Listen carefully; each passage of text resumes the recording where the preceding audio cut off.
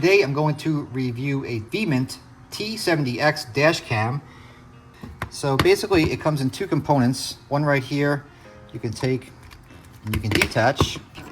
This is the windshield adapter which mounts it, and also has a GPS module which built right into the interface of the windshield mount and the actual body of the dash cam, which is a front and rear facing. So you got this little one here which faces inside the cabin, and this one is of course front facing.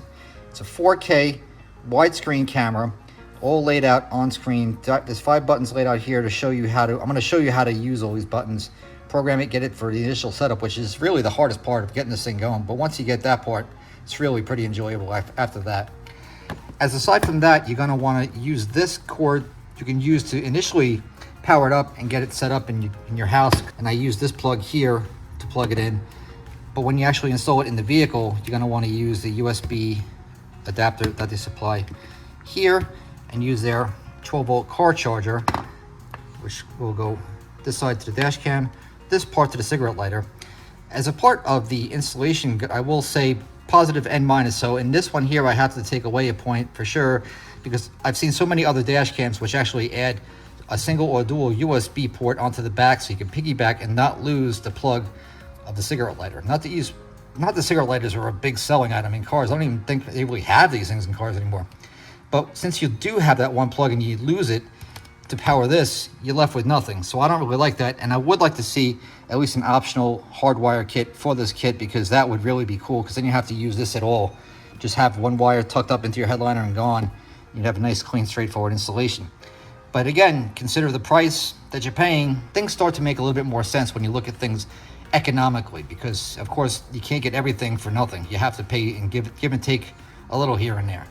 But anyway, that's just my little peeve with the kit. I'm going to move forward and show you how to actually turn this thing on and get it set up so you actually put it into the car and do the installation and use it. And I'll give you some footage of daytime and nighttime using the cam after the fact. Also, you're going to want to get yourself a mini SD card, because none of these dash cams, none of them I've seen, come with it. This one goes right in here. And when you're ready to do the data playback, you just plug in this cord into your PC, and then it'll give you all the files right on your desktop, and you could download it, save it, send it to the police or whoever's involved, insurance, God forbid if you have an accident using the dash cam. You can easily recover it and send those files digitally, just like pretty much all dash cams out there.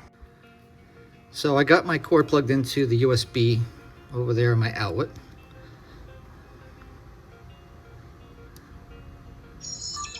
Turn that guy on. And you can see I got 2 settings here. So you could have your main screen, full screen of just what's going on here in front of you, right?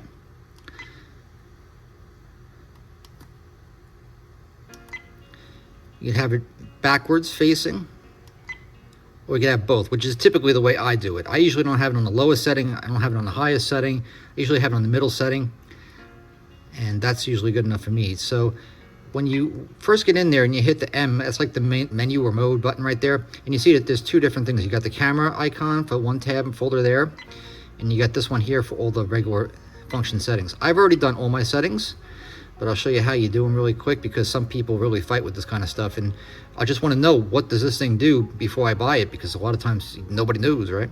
There's your resolution. You just hit OK. You can toggle through which one you want to have. Like I said, I usually go right in the middle, hit OK. Loop recording.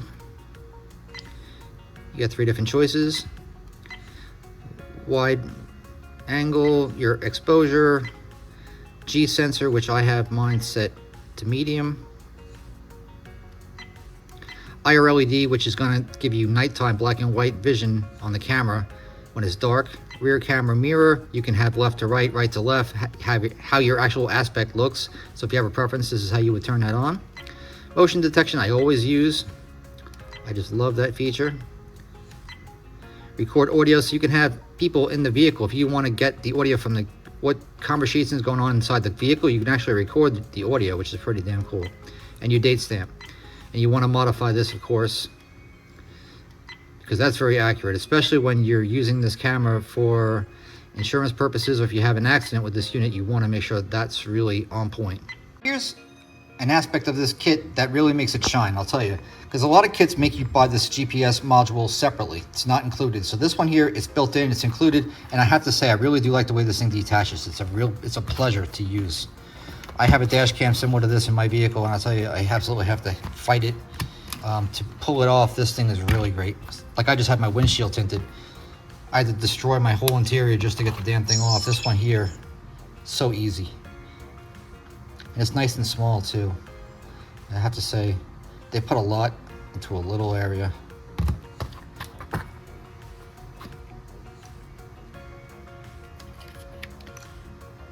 And it's all black, so it's not gonna interrupt the look of your interior on most vehicles, I would think.